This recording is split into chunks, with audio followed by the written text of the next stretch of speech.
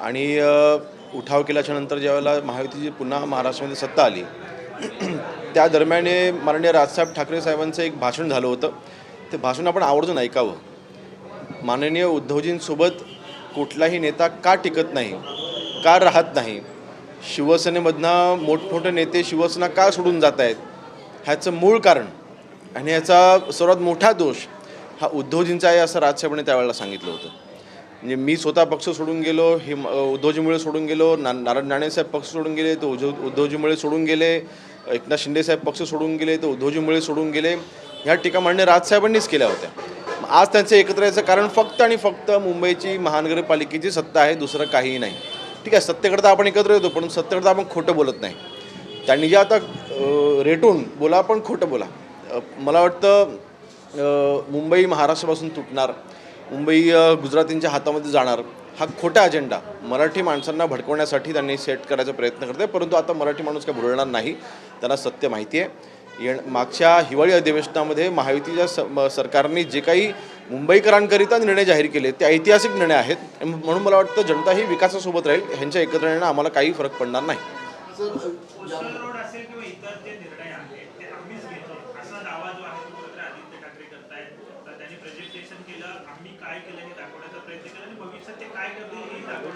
नाही बघा, प्रेझेंटेशन तर मला वाटतं एक जोक होता.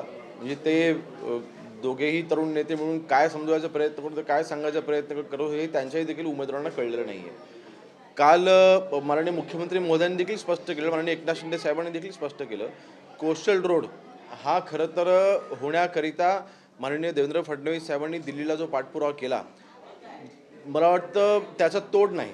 माननीय देवेंद्र फडणवीस साहेबांनी ज्या पद्धतीने त्याची प्लॅनिंग केली, ज्या पद्धतीने त्याचा पाठपुरावा केला आणि त्या पाठपुरामुळेच कोस्टल रोड होऊ शकला. नाही तर ह्यांच्या हातामध्ये 25 वर्ष सत्ता असताना का कोस्टल रोड झाला नाही, संकल्पना तर ही 20 वर्षापूर्वीची होती. आणि म्हणून मला वाटतं माननीय मुख्यमंत्री महोदयांनी असेल, एकनाथ शिंदे साहेबांनी असेल, केलेल्या कामांचा स्वतः श्रेय घ्यायचा प्रयत्न करतायत, पण याच्यामध्ये यश मिळणार नाही. मुंबईकरांना माहिती आहे कोणी मेहनत घेतली आहे.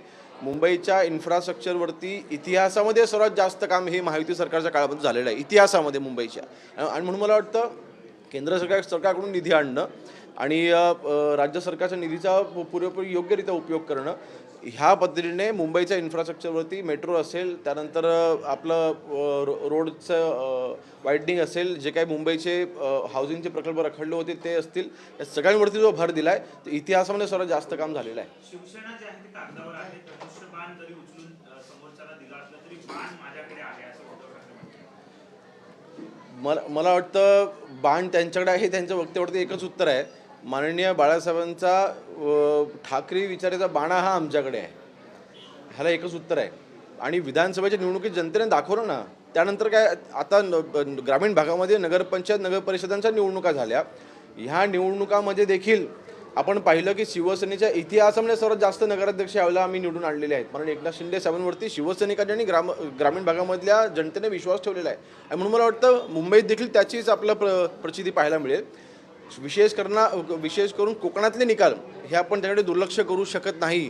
मुंबईमध्ये कोकणवासियांचा मोठा प्रभाव आहे आणि रायगड, रत्नागिरी, सिंधुदुर्ग या 3 जिल्ह्यांमध्ये जे निकाल लागलेत आता मागच्या ह्या नगरपरिषदांच्या निवडणुकांमध्ये, एक हाती सत्ता महायुतीने आणि शिवसेनेने कोकणामध्ये मिळवलेली आहे. आणि अशा वेळेस माझ्या मतदारसंघामध्ये देखील 21-0 आम्ही केलेलं आहे. मला वाटतं अशा वेळेस कोकणवासी देखील हे माननीय एकनाथ शिंदे साहेबांसोबत आहेत. कोकणवासियांमधल्या शिवसेना देखील माननीय एकनाथ शिंदे साहेबांसोबत आहे. खरी शिवसेना, धनुष्यबाण हे आमचे चिन्ह जरी असलं तरी सुद्धा आमच्याकडे माननीय बाळासाहेबांचे विचार आहेत आणि त्यांच्याकडे काँग्रेसचे विचार आहेत.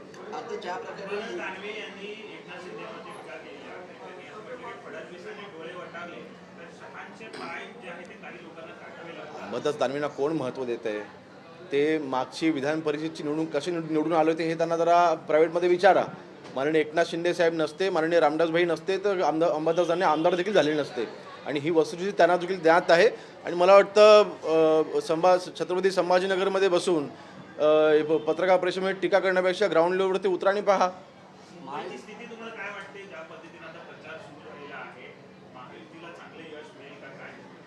माझ्या माहितीप्रमाणे किंवा माझ्या आकलनानुसार मुंबईमध्ये महायुती ही कमीत कमी 145 ते 150चा आकडा पार करते. पण ज्या प्रकारे उमेदवार निवडून आलेले आहेत महाराष्ट्राच्या महायुतीचे त्यावरती आता विरोधक टीका करू लागले आहेत.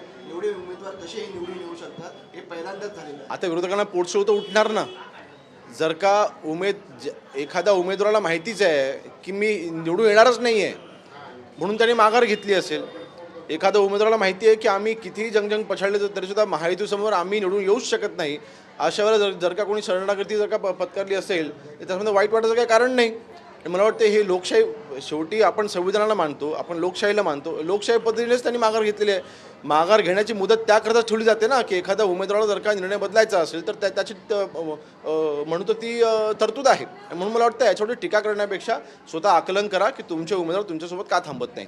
आज यहाँ पे प्रचार के लिए आए हैं, उद्घाटन किया है, क्या बताएंगे कैसा माहौल है पूरे मुंबई? नहीं, माननीय आशीष शेलार जी अभी आ रहे हैं तभी उद्घाटन होगा, लेकिन आज वार्ड नंबर 94 में महायुति के उम्मीदवार के लिए हम प्रचार के लिए आए हैं.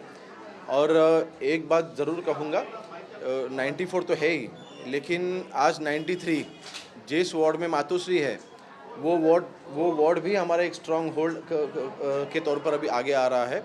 और 100% हमारे इस कॉन्स्टिट्यूंसी में जितने भी महायुति के उम्मीदवार हैं सभी विजयी होने जा रहे हैं. जो परफॉर्मेंस हमने नगर पंचायत नगर परिषद के इलेक्शन में दिखाया था महायुति ने, उससे भी अच्छा परफॉर्मेंस ये मुंबई इलेक्शन में आपको देखने मिलेगा. एक दूसरा प्रश्न, दूसरा सवाल है कि आईपीएल में बांग्लादेशी प्लेयरों को निकालने की मांग हो रही है. किस तरीके से देखते हैं पिछले कई सालों से, महीनों से बांग्लादेश में हिंदुओं पर अत्याचार हो रहा है और उसी के प्लेयर केकेआर ने लिए हैं ज़्यादातर. नहीं, देखिए, मुझे लगता है पॉलिटिक्स और स्पोर्ट्स को यहाँ पे मिक्स नहीं करना चाहिए. बिल्कुल जो बांग्लादेश में हो रहा है उसका समर्थन हम बिल्कुल कभी भी नहीं करेंगे. अभी बीसीसीआई इस पे क्या निर्णय लेती है, क्योंकि वो एक सेपरेट बॉडी है, वो सेपरेट एंटिटी है, तो उनका निर्णय वो लेगी. लेकिन बिल्कुल आज भी एक बात ज़रूर कहूँगा, गृह राज्य मंत्री पद के तौर पर महाराष्ट्र में जितने भी अवैध तरीके से बांग्लादेशी रह रहे हैं उनको ढूंढ के महाराष्ट्र से हद पार करने के लिए हम तैयार हैं. महाराष्ट्र में पिछले 15-20 सालों से, उससे भी पहले जब भी कांग्रेस की सरकार थी तब ही सबसे ज़्यादा बांग्लादेशी महाराष्ट्र में आए हैं. और अगर आप देखें तो पिछले 2-2.5 सालों में बांग्लादेशियों को यहाँ से भगाने के लिए या फिर उनको ढूंढ के उनके ऊपर कार्रवाई करने के लिए, अगर हम आंकड़ा देखें सबसे ज़्यादा बांग्लादेशियों को हमने ढूंढ के निकाला है. और जो भी उनका डिटेंशन का जो भी कार्रवाई है वो हमने सबसे ज़्यादा की है. और मुंबई में जितने भी बांग्लादेशी थे सबको हमने इंटेलिजेंस के तौर पर हमने ढूंढ के निकाला है. उनके ऊपर कार्रवाई भी हमने की और वो कार्रवाई भविष्य में और भी हम तीव्र करने वाले हैं और भी हम इंटेंस करने वाले हैं. तो मेरे ख्याल से अवैध तरीके से जो भी बांग्लादेशी आज महाराष्ट्र में अपनी प्राइवेट बिजनेस के लिए हो या फिर पर्सनल चीज़ों के लिए हो या फिर किसी गलत काम करने के नाम पर अगर आए हो, सबको हम ढूंढ के निकालेंगे और सबको बाहर भेजेंगे.